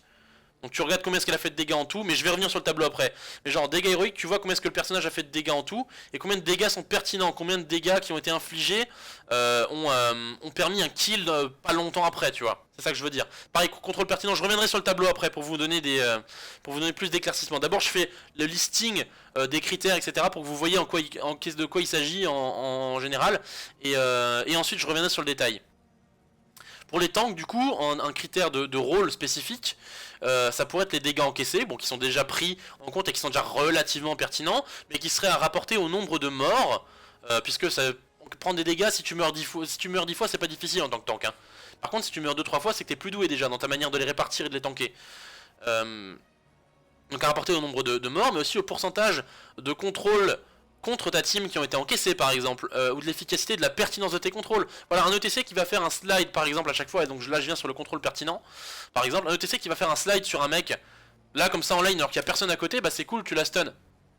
Cool, et du coup quand tes 3 mecs ils arrivent pour décal après, pour faire le gank, bah t'as plus de contrôle et du coup le mec s'échappe. Vachement pertinent ton slide, tu vois. Alors qu'un contrôle pertinent c'est le même principe que les dégâts pertinents, c'est un contrôle qui donne lieu à un kill dans les quelques secondes après. Et ça le jeu on sait qu'ils en prend déjà compte pour les heals par exemple qui permettent de sauver un allié. On pourrait mettre ce genre de choses aussi, tu vois. Genre, ETC a fait un slide sur Rehgar, Rehgar est mort dans les 3 secondes qui suivent. On peut fortement supposer qu'il y a un lien. Ok? On peut fortement supposer qu'il y a un lien. Donc, tu peux calculer le nombre de contrôles qui ont été mis dans ta game qui ont donné lieu à un kill. Ou forcer un ulti, je sais pas, tu vois. Qui ont déclenché l'utilisation d'un ulti, ça c'est plus compliqué. Mais pour un kill déjà. Ça rendrait compte un petit peu de la pertinence potentiellement du contrôle. Après, voilà, donc c'est comme pour Chromie en fait. Si les contrôles sont jamais suivis d'un kill, ça veut dire qu'ils sont sans doute peu pertinemment appliqués, puisque et du coup ils satisferont pas le critère. À affiner, encore une fois c'est affiné, il faut y réfléchir peut-être un peu plus en détail sur comment est-ce que tu définis que ça a été vraiment pertinent ou pas pertinent, mais c'est l'idée. C'est l'idée qui est importante. Et après encore quelques spécifiques, héros spécifiques j'entends. Là c'est l'idée d'appliquer des critères spécifiques à certains persos. Par exemple pour Uther, la quantité de soins que t'aurais prodigué après la mort. Ou la réduction de CD de cooldown de mort par rapport pour un Léoric, tu vois. La rapidité d'utilisation de l'innervation de Malfurion une fois que le CD est dispo par exemple. Ou quand bien sûr quand un ou plusieurs de ses coéquipiers peuvent en bénéficier, parce que sinon c'est pas du jeu. Hein. Mais, ou alors suite à une gust, est-ce que vous avez sorti plusieurs héros adverses du point de contrôle d'un boss que vous avez après récupéré. Tu peux mesurer des trucs, des rôles spécifiques comme ça, tu vois. Des trucs de rôles spécifiques comme ça. Est-ce qu'il y a un pentakill qui a été pris après un pogo par exemple. Ça peut avoir un lien aussi. Tu vois, il y a des trucs, des fortes corrélations qui sont pas forcément exactes, mais qui donnent un faisceau d'indices en fait, qui peuvent être appliqués pour déterminer le remplissage de ces critères dans la game. Donc les critères qui servent à définir à quel point vous avez rempli votre rôle, ok? La précision, ça peut être un rôle aussi. Combien de skillshots vous avez touché, combien de canalisations vous avez interrompu, c'est important. C'est important, faut en prendre compte. Et du coup, le calcul des critères. Parce que vous dites, ah ouais, il y a un critère. Mais sur la base de quoi tu le calcules ton critère, ok? Tu vas dire, bah voilà, là, je sais pas, je prends Vala, elle a fait 55 000 dégâts héroïques sur une game de 20 minutes sur Temple Céleste. Comment je sais si le critère est rempli ou pas? Eh ben c'est pas compliqué. Tu prends ce que j'appelle la statistique de référence. En gros, c'est dans la division dans laquelle tu joues, donc mettons mes ligues à 5000 points, diamant 1, c'est la moyenne de dégâts effectués par les Vala sur une game d'à peu près 20 minutes sur Sky Temple. Donc avec tous les joueurs qui ont joué Vala sur cette map, cette saison, la saison dernière, sur une game d'à peu près autant de temps. Ça c'est des statistiques qui existent déjà. Hein. Elles existent déjà, des fois vous les avez qui pop sur le côté de la partie. Vous avez fait 19,3% de plus de kills que les joueurs de niveau similaire. C'est exactement ça, hein. C'est exactement ça. Donc tu prends cette statistique de référence. Ce qui veut dire que tu vas pouvoir te démarquer par rapport aux valeurs de référence. C'est peut-être mieux en effet. Cette valeur de référence. Donc tu te situes directement par rapport aux joueurs de niveau similaire en fait. Ok? Les joueurs qui ont ton MMR sur cette map avec ce perso, ils jouent de telle manière. Si t'es meilleur qu'eux, pourquoi tu prendrais pas plus de points? Ok? Si t'es moins bon qu'eux, pourquoi tu gagnerais autant de points qu'eux? Y a pas de raison. C'est pas comme ça que tu classes les gens. Si t'es moins bon, tu les classes pas de la même façon. Tu vois ce que je veux dire? Donc ça c'est une idée. Donc, pourquoi comme ça du coup? Tout simplement parce que ça va permettre donc d'avoir un indicateur assez précis et pertinent de là où vous vous situez, parce que c'est basé sur des joueurs qui sont proches de votre niveau. Vous savez comment vous vous situez. Si vous êtes meilleur, vous montez plus vite. Si vous êtes moins bon, vous descendez plus rapidement. Enfin, ou du moins vous montez moins vite. Sur une game, ça change pas grand chose. Ça va changer de quelques points, pas beaucoup plus. Mais sur beaucoup de games, si vous êtes rigoureux et efficace, ça fait une différence. Et à l'inverse, si vous ne l'êtes pas, ça fera une différence aussi, mais en négatif. Alors, oui, mais vous allez me dire là, il y a plein de paramètres à prendre en compte. Qui a solo lane, qui a soak ici et là, etc., etc. Et puis le focus de l'équipe adverse c'est peut-être pas le même, donc il y a des fois où tu peux plus feed et ça peut niquer tes points, etc. Donc comment je vais dire aussi, d'ailleurs, il faut pas que j'oublie ça, comment est-ce que je vais dire qui est-ce qui a le mieux joué entre une Jaina qui, si elle fait beaucoup de dégâts toutes les 12 secondes avec son cycle de burst, a pas une capacité de poke permanent comme peut le faire Liming. Au-delà des contrôles pertinents, je veux dire. Et c'est là qu'on fait intervenir les coefficients. Donc les coefficients, c'est des outils de pondération des critères en fait. Donc les coefficients, ils vont pondérer l'importance de chaque statistique par rapport au héros. En fonction de la nature du héros, de la façon dont il joue, de son rôle, de ses statistiques moyennes de la partie, les coefficients donc ils vont vous servir à déterminer à quel point vous avez satisfait les critères qui vous permettent d'attribuer ces points. Tout simplement. Alors, par exemple, il est normal, et même recommandé, qu'un héros comme Uther meure plus qu'à son tour lors d'une partie. Genre, les soins qu'il prodigue après la mort, c'est partie intégrante de son gameplay. Quand vous avez plus de soins, plus de mana, plus de cooldown, c'est pas compliqué, vous allez mourir avec Uther, comme ça vous pouvez continuer de soigner votre team. Ça fait partie du gameplay. Donc le KDA par exemple, ça aura un petit coefficient dans le calcul du remplissage des critères d'Uther. Puisqu'il faut qu'il meure souvent. Enfin, il faut qu'il meure un petit peu plus que les autres. Donc son KDA sera moins bon. Donc, normalement, s'il est bien joué. Donc s'il a un bon KDA c'est bien, mais s'il a un mauvais KDA bah c'est pas grave parce que ça fait partie du gameplay. Donc tu vas pas perdre, ça va pas beaucoup jouer sur ton classement derrière. Vous voyez ce que je veux dire? Ça va pas beaucoup jouer sur les points bonus ou malus que tu vas avoir. Donc le KDA il est logiquement différent que par rapport à une Oriel en fait, par exemple. Donc s'il meurt un peu plus, le malus appliqué à la quantité de points de gagné à la fin de la partie sera grosso modo le même que pour son collègue d'en face qui lui n'est pas censé mourir quoi. Ok. Du coup, c'est un exemple pour support, on peut l'appliquer à d'autres cas par contre. Genre, on n'attend pas d'une Jaina qu'elle fasse plus de dégâts qu'une Liming, ce que je disais avant, mais plutôt qu'elle place des bons cercles de givre en fait. Et qu'elle puisse burst en quelques instants dans la team adverse. Du coup, son coefficient de dégâts héroïques, l'importance de ces dégâts héroïques sur une Jaina ici, il sera moins important que sur une Liming. Par contre, les dégâts pertinents seront plus importants. Parce que Jaina, elle a du gros burst, c'est pas du poke. Tu vois, donc quand elle met ses dégâts, on est censé prendre un kill derrière. Donc plus les dégâts sont pertinents, donc plus il y a eu de kills qui ont été pris derrière dans la foulée, etc. Et ben son coefficient là, il sera plutôt de 20 et là de 15 par exemple, tu vois. Ça fait des petits changements, donc tu peux ajuster. Tu peux ajuster en fonction des trucs.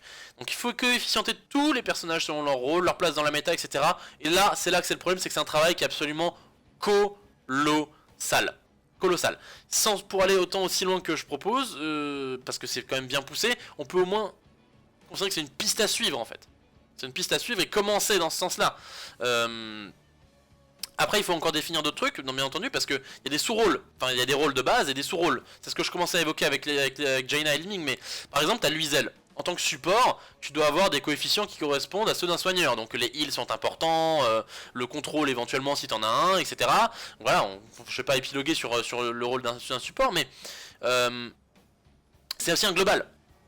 C'est aussi un global. Du coup, pour une Brightwing, on va peut-être mettre plus de coefficients d'XP que sur un autre support. Là, sur Malfurion, j'ai mis un coefficient de 10, par exemple, sur l'XP. Donc c'est 10% de remplissage.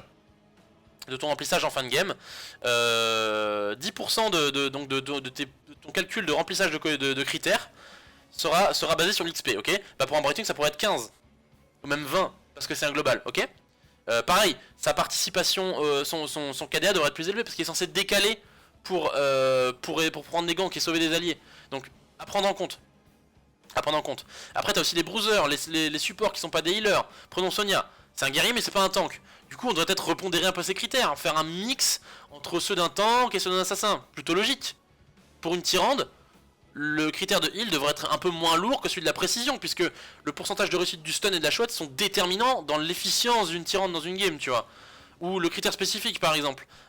Pour Tyrande ça pourrait être le héros sur lequel tu as utilisé ton trait, donc la marque du chasseur, est mort dans les quelques instants qui suivent son application. Pareil, bon critère ça, ok? Alors ça implique que Blizzard a besoin de mettre un peu d'engagement, un peu plus d'engagement dans le rôle dans lequel ils veulent voir jouer les persos. C'est nécessaire. Mais ils le font déjà. Ils le font déjà. Et rien que dans le dernier patch encore, je sais plus qui c'était qui avait été affecté. Dans le patch qui est sorti hier soir, il y en a un qui dit on aimerait plus voir machin comme ça. Ou même non, c'est dans le spotlight. Voilà, ils ont dit, dans le spotlight ils ont dit c'est Garrosh, c'est un solo tank.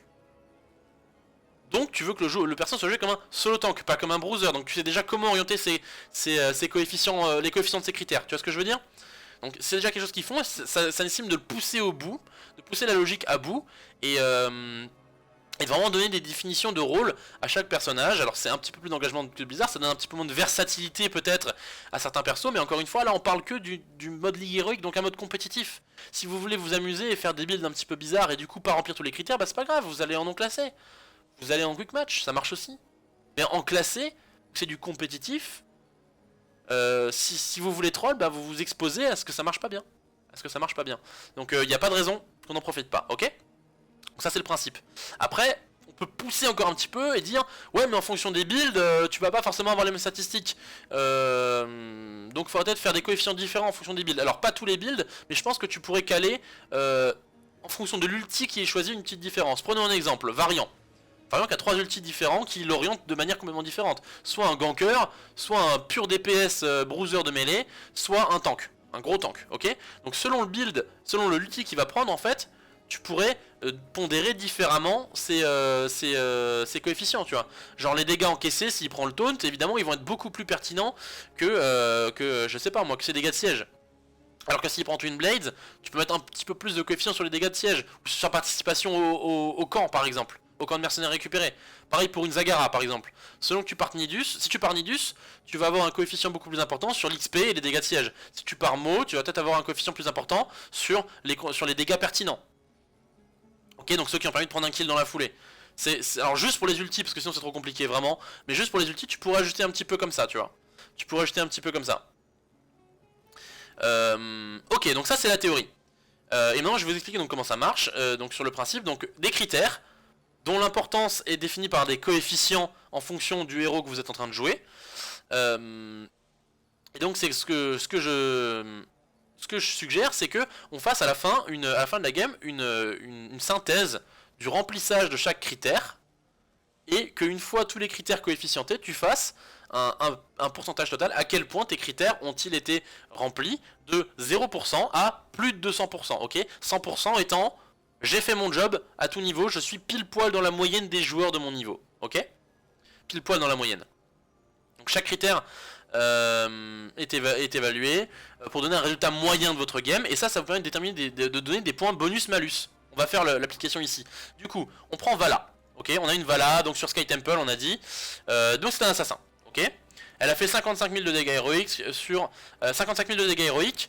La moyenne des joueurs jouant Vala sur Sky Temple dans cette ligue, sur une game de la même longueur, c'est 52 685.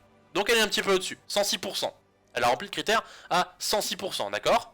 Pareil pour les dégâts de siège, ici c'est ce qu'elle a fait, ça c'est la moyenne, elle est un petit peu en dessous, elle a rempli le critère à 97%. KDA, voilà, performance personnelle moyenne, 146%, elle est bien au-dessus, c'est très bien. XP 14 000 par rapport à 11 000 de référence, 127%, etc. Voilà, je vous le fais pas tout à chaque fois, ok? À la fin, ici, dans la case totale, je fais la moyenne de ces chiffres, donc de ces pourcentages, pondérés de cette façon, coefficienté de cette façon, et ça me donne le résultat de 111%, ok? Donc l'objectif de Vala a été rempli à 111%, ce qui veut dire qu'elle a fait 11% de mieux que les joueurs similaires, ok? Dans l'ensemble. Dans l'ensemble, elle a fait 11% de mieux que les joueurs similaires, toutes statistiques confondues, et donc elle va remporter, donc si elle était juste à 100%, elle aurait récupéré ses 200 points de victoire normaux, ok? 100% de remplissage égale, vous gagnez 200 points, d'accord? Elle est à 111%, donc elle a fait 11% de mieux, elle va gagner 11 points bonus. Voilà, 11 points bonus. Elle fait un petit peu mieux que les autres, pourquoi est-ce qu'elle gagnerait pas un petit peu de points bonus? Ça marche, non? Ça me paraît logique. On prend à l'inverse le Malfurion de la même game, ok? Il a gagné aussi. Il a gagné, les deux ont gagné la game. Hein. Mais même si tu perds ta game, c'est pareil, tu vois, elle va perdre 200 moins 11. Du coup, parce qu'elle a un petit peu carry, tu vois? Elle a fait mieux que les joueurs, la moyenne des joueurs. Elle a un petit peu carry, alors c'est pas... Bien sûr, elle a peut-être throw la game une fois, peut-être. peut-être, mais je veux dire, tu peux pas prendre tous les critères en compte non plus, je veux dire, il y a toujours que tu pourras pas prendre en compte, j'y reviendrai après, mais donc voilà, mais dans l'ensemble, sur l'ensemble de la game, elle a fait une meilleure game que la moyenne des joueurs, donc elle gagne plus de points, ou alors elle en perd un peu moins, voilà. A l'inverse, notre Malfurion, lui, était complètement paumé, il a fait moins de dégâts héroïques que la moyenne, il a donc 88%, il a fait seulement par rapport à la moyenne, à la valeur de référence. Il a fait moins de dégâts de siège, il a un moins bon KDA, il a un très mauvais KDA d'ailleurs, il est beaucoup mort notre Malfurion. Il a fait une bonne prise d'XP, hein, donc il s'est beaucoup fait gant sur sa lane. Et il était un petit peu en dessous du temps passé sur objectif par rapport au Malfurion qui joue comme ça. Ses dégâts pertinents ils sont aussi en dessous, ses contrôles pertinents, donc le nombre de fois où les routes on s'était suivi d'un kill dans les quelques secondes qui ont suivi, il y en a peu, c'est en dessous de la moyenne. Donc bah voilà, c'est pareil, critère rempli à 90%. Efficience des purifications, bah il en a mis très peu, la statistique est basse mais lui il est encore plus bas donc c'est encore plus mauvais. Précision, il a loupé la plupart de ses routes, de ces trucs comme ça, tu vois, de ses skill shots en fait de manière générale, hein. Il en a loupé beaucoup trop. Soin il est un petit peu au-dessus, c'est très bien, voilà. Et il a mal utilisé son innovation, il a laissé patienter beaucoup trop de temps. Conclusion, il a rempli son objectif à 40% seulement, il était en dessous quasiment partout. Il a rempli son objectif à 40%, il a fait 60% de moins de statistiques raisonnablement coefficientées et appliquées que la moyenne des Malfurions. Et du coup, il va avoir 60 points malus. Donc il va avoir ses 200 points de victoire de base. Avec 60 points malus, il va gagner que 140 points. Ok, parce qu'il a fait une très mauvaise game dans l'ensemble. Ok, vous voyez le principe? Donc il va monter beaucoup moins vite. Au final, il y aura une différence de 70 points entre la Vala et le Malfurion. Donc la Vala aura gagné 50% de poids de plus que le Malfurion parce qu'elle a carry. Logique. Ça me paraît logique. Ça me paraît logique. Et du coup, vous voyez que j'ai pas mis les mêmes coefficients ici. Les dégâts héroïques, ça représentait 20% de coefficient sur le score total de la Vala, ok. Ici, ça n'en représente que 5% pour un Malfurion, parce que c'est pas ce qui est important, ok. Les contrôles pertinents sont plus importants, les soins sont plus importants, ok. Alors que contrôle pertinent, bah c'est même pas existant ici, tu vois. C'est même pas existant. Donc, tu répartis un petit peu mieux les points, et du coup, ça permet de compenser le fait que tu sois super dépendant de ton équipe en fait. Parce que là du coup même si tu perds et que tu as rempli toi à 180% ton objectif, bah tu perdras que 120 points. Parce que tu auras 200 points de perte plus 80 points bonus. Bah ça fait 120 de perdu seulement. Alors que le mec a complètement ruine, il va en perdre je sais pas près de 300 quoi. Près de 300 là si c'était perdu ici, la Vala elle aurait perdu 189 points et le Malfurion elle aurait perdu 260. Ça fait une belle différence quand même tu vois. Et du coup sur une game ça n'a pas énormément impacté la différence de classement, mais quand vous appliquez ça à un grand nombre de games, et ben ça vous donnera un faisceau d'indices, j'insiste sur ce terme, un faisceau d'indices qui vont vous dire une tendance en fait, qui vont définir une tendance. Est-ce que vous êtes plutôt au-dessus, est-ce que vous êtes plutôt en dessous de la moyenne des joueurs, et du coup pourquoi est-ce que vous gagnerez pas plus, et pas seulement en fonction de votre MMR. Ça permet d'affiner aussi le MMR gagné ou perdu à la fin de la game, parce que tu peux ajuster le MMR en fonction des points bonus et points malus. C'est quand même assez bien fait. Alors, je reviens sur ce détail-là. Bien entendu, il y a de nombreuses statistiques ou de choses que tu peux pas prendre en compte, ou très difficilement, ou du moins j'ai pas réussi à trouver comment. Typiquement, le scouting. Comment tu récompenses un midif qui fait bien son taf en montrant en permanence la position de l'équipe adverse? Un peu compliqué. C'est difficile à dire, j'ai pas forcément la réponse. Mais là où je veux en venir, c'est qu'évidemment le système que je propose il est pas parfait. Il est pas parfait, mais il a le mérite d'affiner très sérieusement quand même les points de classement à la fin de chaque partie. Et du coup, le joueur qui a carry son équipe, mais a perdu parce que deux joueurs se sont bêtement fait attraper pour la 6ème fois, il a vraiment la consolation de perdre que, je sais pas, X points, 100 ou même 50, s'il a vraiment... non, 100 ce serait le minimum, que 100 points, puisque sa game était quasi irréprochable. Tandis que ses alliés, eux, ils perdront une quantité de points beaucoup plus importante à cause de leur pauvre performance au final.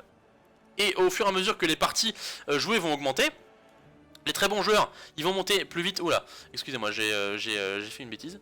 Les très bons joueurs, donc, ils vont monter plus vite, et les très mauvais joueurs vont descendre beaucoup plus vite. Et on perd forcément un petit peu de temps en temps à cause de ses partenaires, mais qu'à cela ne tienne, si toi t'as pas été mauvais, y a pas de raison que tu sois puni au même niveau qu'eux quoi. Y a pas de raison de revenir, d'être puni au même niveau qu'eux.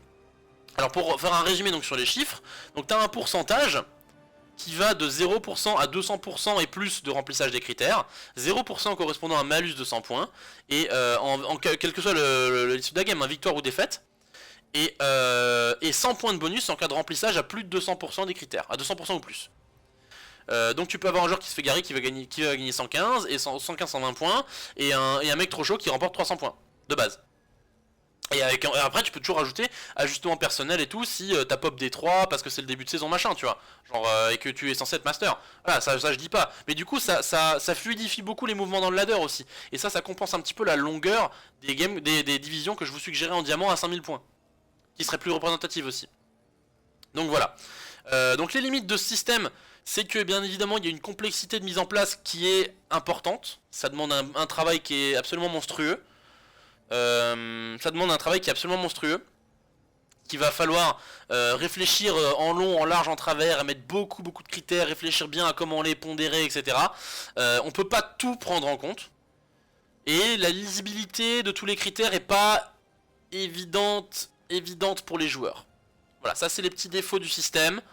Mais, comme dit, c'est ce faisceau d'indices, cette tendance, ils vont amener vers une meilleure appréciation globale de la performance globale, ça fait 2 fois global, même si on dit pas global en l'occurrence, d'un joueur pendant une partie. Donc voilà ce que je propose. Sur le contenu pur et dur de ce que je propose, j'ai terminé.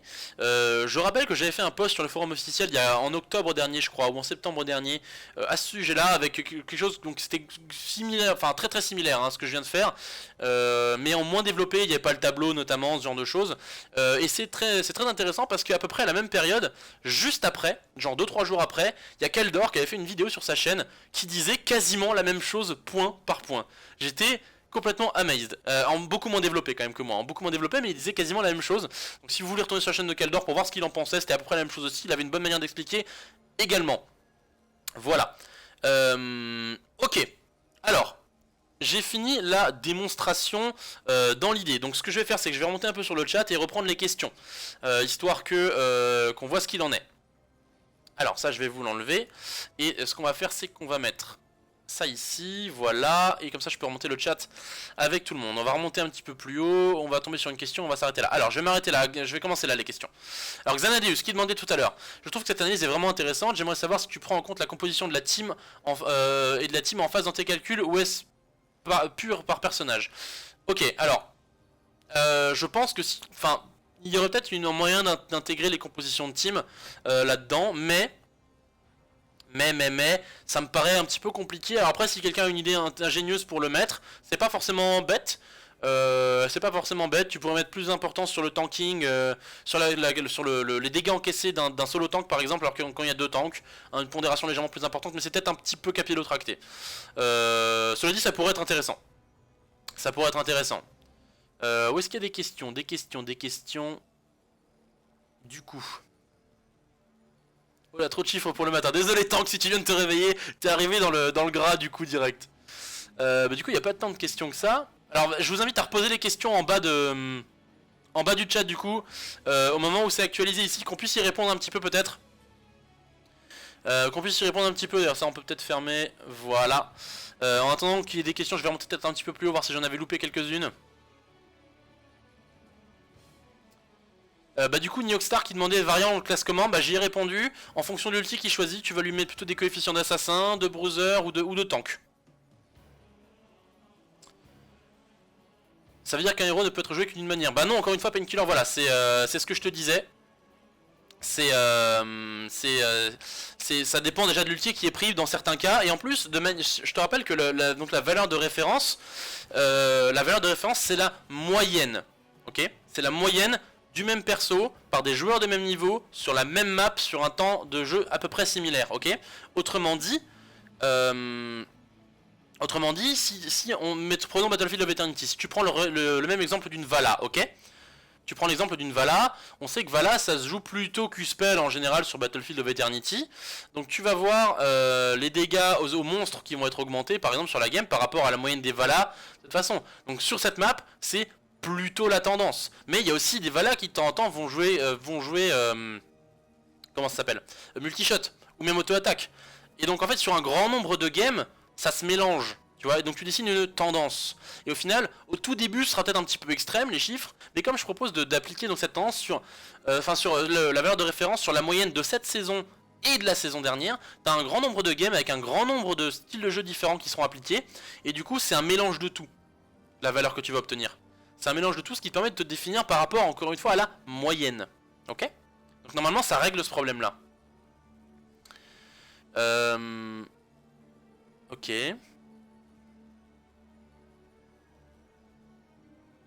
Je remonte un petit peu plus haut encore et je vais redescendre juste après pour voir. Le body blocking du coup, Orion qui demandait est-ce qu'on peut le prendre en compte, c'est un petit peu difficile. C'est un petit peu difficile à prendre en compte le body block. Les tableaux Excel, c'est l'émotion du panier de Nathan, ok. Ok, j'ai l'impression qu'on a fait... Ah, il y avait une question là-haut. 2 questions là-haut. 3 questions. Ah oui, d'accord, là on a une suite de questions. Si on est mort 0 fois, ça marche pas du coup. Si, ça marche, mais... Tu comptes... Enfin, 0 ou une mort, c'est pareil en fait. Quand il y a 0 mort pour le calcul du KDA, tu divises par 1. En fait, donc voilà. J'ai qu'une question, pourquoi Nathan est capable de faire plusieurs fois Bronze Master si le seul travail d'équipe est récompensé et que le travail solitaire n'est pas pris en compte? Alors, la performance individuelle, quand elle est vraiment au-dessus du niveau d'une équipe, peut suffire. Peut suffire, mais mais plus le niveau se rapproche, plus son impact est limité. Encore une fois, l'idée, c'est pas de changer complètement le mode de classement, c'est de l'affiner. C'est vraiment ça le principe. Du coup, quand un tribut pop sur Curse Solo, Amateur doit aller le cap plutôt que de bodysock la laine opposée. Alors non, par exemple, Natlune qui demandait, donc voilà, quand un tribut pop sur Curse Solo, Amateur doit aller le cap plutôt que bodysock la laine opposée. Non, parce que t'as des coefficients, ok? Donc t'as ton abatture, son coefficient de participation aux objectifs, il va être très peu important, ça va être de 5 par exemple, alors que son coefficient expérience, ça va être de 20, tu vois? Tu vois ce que je veux dire? Et encore là, tu peux mettre la présence du symbiote autour de l'objectif comme présence effective. Si tu fais max de dégâts en teamfight et que le seul à mourir en game, tu dois être désavantagé. Alors j'arrive pas trop à replacer cette question dans son contexte, donc je vais laisser tomber. On va redescendre tout en bas du chat, du coup, voir s'il y a des questions qui ont été rajoutées. Alors, Minion TVS, ne penses-tu pas que la composition d'une équipe alliée ou ennemie influe pas sur la possibilité d'expression de ton rôle et donc sur la performance personnelle? Si, bien entendu. C'est pour ça qu'encore une fois, et je le répète, l'idée c'est que sur une game, ce sera pas forcément hyper représentatif du niveau que vous avez réellement eu, mais sur une moyenne de beaucoup de games, ça va être le cas. Et pareil, sur beaucoup de games, sur 200 games, vos points bonus et malus, ils seront représentatifs en fait. Là, ils seront représentatifs. Après, faut pas que tu oublies non plus, ni Oxar, hein, le principe, c'est que... encore une fois, la valeur de référence, elle est calculée en fonction d'une moyenne. Donc dans la moyenne, il y aura aussi des gens qui auront eu des compos de merde avec eux, tu vois. Ok. J'aimerais nuancer ce que tu disais. Pour l'exemple du particulier du niveau 7 d'Oriel, ce talent est binaire, soit il est super fort, soit il est nul à chier. Si ton carry fait le taf, il est très fort. S'il est nul, le talent du heal toutes les 2 stocks sert à quoi si tu as jamais full espoir? Encore une fois, Zorus, là la réponse à cette question, c'est chaque fois c'est la moyenne. C'est la moyenne. C'est pas sur une game que ça se joue en fait. C'est pas sur une game que ça se joue. Les points bonus sur une game, c'est pas forcément les plus performants, les points bonus au malus. C'est sur un grand nombre de games que ça va se dessiner, ok? Sur un grand nombre de games. Alors ok, c'est peut-être que sur une game, tu auras une statistique de heal un peu pourrie parce que ton allié, il a pas réussi à charger ta truc d'exploit. C'est pas grave, ça va être 20% de ton coefficient. Tu auras un coefficient qui sera peut-être tout juste à 100% ou un petit peu en dessous. Ça t'empêche pas de réussir de remplir et de dépasser des autres critères en fait. Et du coup tu peux quand même finir en positif sur le remplissage de tes critères. Tu vois ce que je veux dire? Donc ça peut marcher quand même. Ça peut marcher quand même.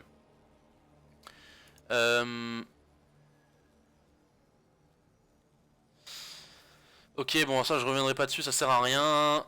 Alors, est-ce qu'il y avait d'autres questions? Keltaz qui me demande si je peux parler des points en diamant. Oui, je vais refaire un point dessus, Keltaz. Je ferai un point dessus, mais d'abord je vais couper la vidéo parce que je pense qu'on a fait à peu près le tour des points que je veux poster sur YouTube, et que comme j'ai déjà évoqué ça, on va pas infliger à ceux qui regardent la vidéo le besoin de refaire tout le tour dessus. Je continue à répondre aux questions dans le chat dans quelques instants. En attendant, merci à tous pour ceux qui ont regardé cette vidéo. J'espère qu'elles vous ont plu. N'hésitez pas à m'envoyer des questions sur les réseaux sociaux, donc notamment sur Twitter, hashtag #HotReboot sur Twitter. Si vous avez encore des questions, si vous trouvez ça intéressant, je me ferai un plaisir d'y répondre. Merci beaucoup, bisous à tous et à bientôt.